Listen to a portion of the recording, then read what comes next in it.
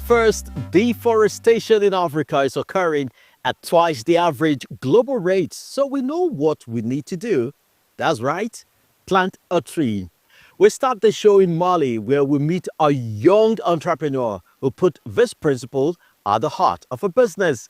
She's combating environmental degradation in a region that's at growing risk of turning to deserts and empowering communities at the same time. One woman, one tree, one goal. Rakiatou Traore is planting moringas in Mali, in one of the world's most arid and vulnerable regions, the Sahel. The young Malian entrepreneur has ambitious plans.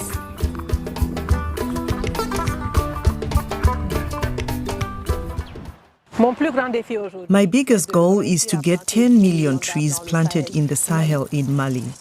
What I love most is working with the women and young people and the joy on their faces when we go out to buy the moringas. My motivation is getting up every day and knowing that everything we do contributes to creating a positive economic, environmental and social impact in the Sahel. Rakiatou Traore leaves nothing to chance, especially choosing the right spot for the samplings. The first thing we do is to prepare the ground and make sure it's not rocky, because moringa roots reach deep into the soil and rocks would stop them growing. Planting the moringas is only the start. The next step is making sure they grow and flourish. Rakiatou Traore only uses natural fertilizers and makes sure that each little tree is planted in a place where there's a water source nearby so they can still be irrigated during the dry season. Traore has an MBA in management, but for the project to work, she needs help. She enlists the support of women's groups explaining to them that moringa has economic value.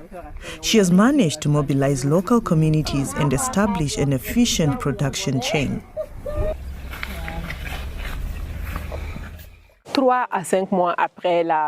3 to 5 months after planting, we return to the women to help them harvest the moringa's leaves, flowers and seeds. They gather at the trees, sometimes with their men and children, and pick the leaves, wash them and dry them if possible. Then they sell us either fresh leaves or dried leaves. Though Mali is roughly half a desert, it has 112 classified forests covering almost 1.35 million hectares. That's less than 1% of the country's area. Even these forests are disappearing, mainly because of pastoral nomadism and logging to meet the energy needs of the growing population. Rakiatou Traore studied in Turkey, and it was there that she first discovered the potential of moringa trees. Back home, she began exploring ways to fight the effects of desertification and climate change that could also give people economic benefits. Realizing that moringa was a promising solution, she developed a business idea. Rakiatou Traore was able to gather valuable experience at an annual platform for women entrepreneurs in the capital, Bamako. I've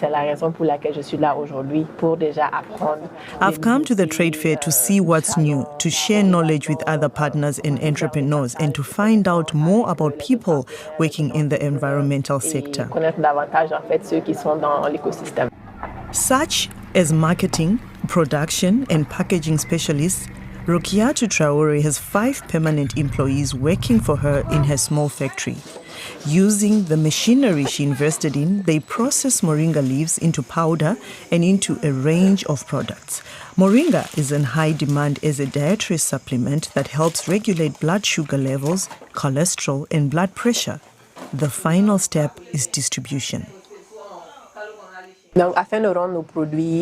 To make our products available everywhere in Mali and beyond, we work with several distributors. And these distributors take also our teas, powders, soaps, oils and honeys and market them on the right bank of the Niger River in Bamako so that our products are available all over the city. The young entrepreneur has made a name for herself beyond Mali. She's received a number of awards for her work combating deforestation, but there's one she's particularly proud of. She proudly presents it to her father.